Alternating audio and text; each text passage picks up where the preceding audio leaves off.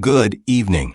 What you're about to hear is a segment that mainstream viewers never got to see. It aired live, in full, only to be edited, clipped, and scrubbed from subsequent broadcasts. But the original cut has resurfaced, and tonight, you'll hear exactly what went down when Clint Eastwood faced off against Joy Behar in a moment that changed morning TV. They say the production crew held their breath the second Eastwood challenged Behar on stage. A single line, simple, direct, sent shockwaves through the studio and left the view scrambling to contain it. It's no secret the executive editor asked for the roll call footage to disappear from the official grid. Tonight, we restore it. What follows is the uncut exchange, raw, electric, and unrelenting.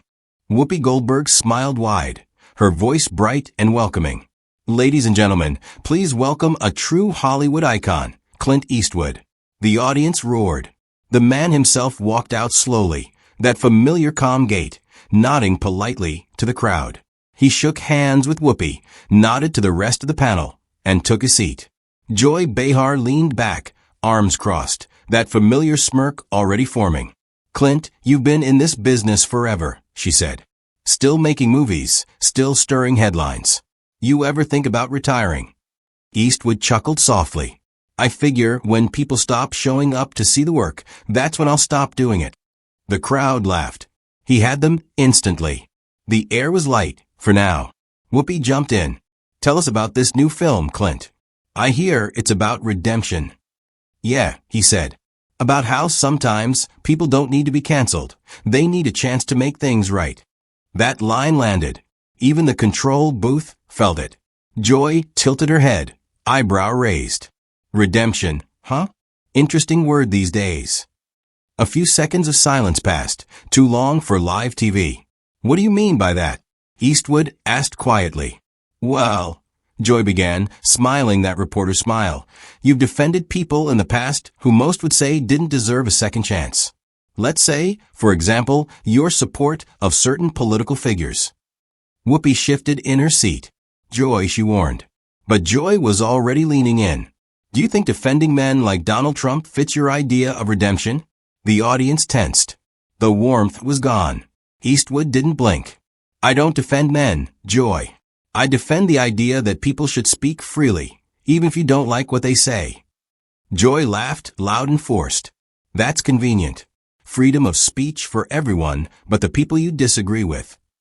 "No," Eastwood said evenly. "For everyone, including you. Even if what you say doesn't make much sense." A ripple of laughter hit the audience. Joy's smile cracked.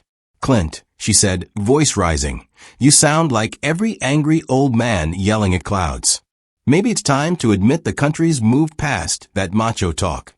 "Maybe it's time," Eastwood replied, "to admit that loud doesn't mean right." The crowd gasped. Whoopi tried to intervene.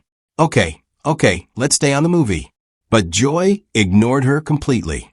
"You've made a career out of acting tough, Clint. But toughness today means accountability." Eastwood leaned back slowly, eyes never leaving hers. "Accountability. That's a big word, Joy. Tell me, who holds you accountable when you twist people's words for ratings?" Silence. Whoopi froze. Sarah Haynes stared at the table. Even the stage hands stopped moving. "This isn't Fox News," Joy snapped. "You don't get to come here and lecture me." "Lecture?" Eastwood said. "No, ma'am. I'm just answering the question you asked. You wanted truth, you got it." The audience clapped. A few shouted his name. Joy's voice tightened. "You know what your problem is, Clint? You can't handle strong women pushing back." "Strong women." Eastwood replied. "No problem there. Just loud ones confusing volume for strength." The audience exploded. Laughter. Whistles. The control room whispered, "We can't air this." Joy turned red. "You think insulting me makes you look smart?" "No," he said quietly. "I think you're doing that part just fine yourself." That line hit like a sledgehammer. The crowd gasped again, half in awe, half in disbelief. Joy stood up, shaking. "I don't have to take this from you." "Good," Eastwood said calmly. "Because I'm not offering it." She glared. "This is my show." "Then act like it," he said, voice low, cold, surgical. "Because right now it looks like you lost control of it." Whoopi called for commercial, but the mics were still hot. Joy hissed, "Get him off this set." Eastwood smiled faintly. "I was planning on it." He stood up slowly, straightened his jacket, and turned to the audience. "Folks, I came here to talk about a story, about forgiveness, second chances, and decency. Guess we're short on all three today." He removed his mic, handed it to a stunned crew member, and walked off stage. The studio went dead silent. Joy tried to recover, laughing nervously. "Well, I guess Clint's not used to being challenged." Whoopi shot her a look. He wasn't the one who lost his cool. The audience applauded. On live television. The network cut the feed seconds later. When the replay aired that afternoon, the walk-off was gone, edited out completely.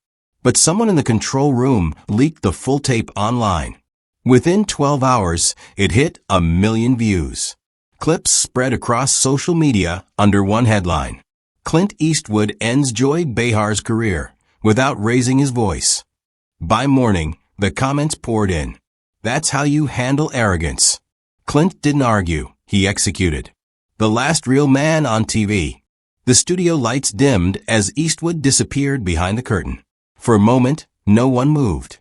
Camera operators stared through their lenses, waiting for a signal that never came. Joy Behar sat frozen, microphone still live, breathing hard into dead air. The red light above the main camera flickered off. Inside the control room, a producer whispered, "Did that just happen?" Another voice snapped, "Cut to commercial, now." But the feed had already gone out live to millions. When The View returned from break, Joy forced a smile that didn't reach her eyes. "Well," she said, laughing stiffly, "that was unexpected." The audience clapped out of confusion more than support. Whoopi kept her head down, reading from the teleprompter, as if pretending nothing had happened. The rest of the show limped to its closing credits in awkward silence. But the damage was already done. Clips of the exchange hit social media before the broadcast even ended. One raw phone recording, taken by a studio audience member, captured Eastwood's last line in perfect audio quality. "Real power is knowing when to walk away." That 10-second clip detonated online.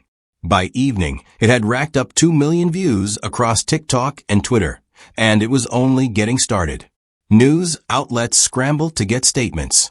ABC issued a short release claiming Mr. Eastwood left due to a scheduling issue. No one believed it. Independent journalists leaked screenshots from the internal Slack feed showing producers panicking in real time. One message read, "Joy's lost it. He's walking. Someone kill the mics." By nightfall, the View hashtag had turned into a digital battlefield. Supporters of Joy called Eastwood fragile, arrogant, and past his prime. But the larger wave, millions of comments, told a different story. People were tired of what they saw as media bullying. Eastwood, whether intentionally or not, had become a symbol of composure under fire. Podcasters replayed the footage frame by frame. Body language analysts broke it down like a boxing match. At the exact moment Joy leaned forward to interrupt him, Eastwood didn't flinch. His eyes never left hers. That unbroken stare became the meme of the week. Underneath, captions read, "That's the look that built Hollywood." Within 48 hours, talk radio hosts were dissecting the incident as if it were a national event. One conservative commentator said, "What we just saw wasn't an interview. It was a cultural reset." A liberal columnist wrote, "Joy Behar met the one guest she couldn't rattle. Even late-night comedians couldn't resist." On The Tonight Show, the host joked, "Clint Eastwood was on The View today." And The View? It was Joy Behar's blood pressure. The clip continued climbing. 5 million views, 10 million, 15. By the end of the week, The View's YouTube channel quietly disabled comments on the segment. Meanwhile, in Carmel, California, Clint Eastwood's phone wouldn't stop ringing. Reporters, agents, producers, everyone wanted a quote. He gave none. Only one statement appeared through his publicist. When a conversation stops being about ideas and starts being about noise, it's time to stand up and leave the room. That line alone was enough to light up every feed again. News anchors read it on air as if it were a courtroom verdict. People started tagging it under clips of other public meltdowns, a new shorthand for walking away with dignity. Behind the scenes, ABC executives met to discuss damage control. Anonymous insiders leaked details. Joy Behar had been asked to issue a soft apology on Monday's broadcast. She refused.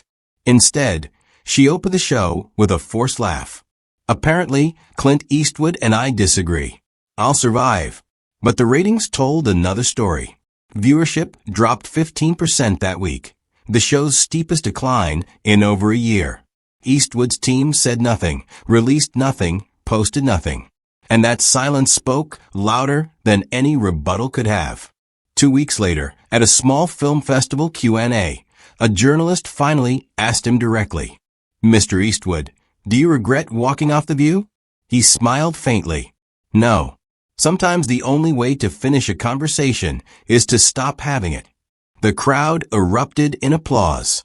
That single answer became the headline across major outlets. Clint Eastwood breaks silence on The View walk-off.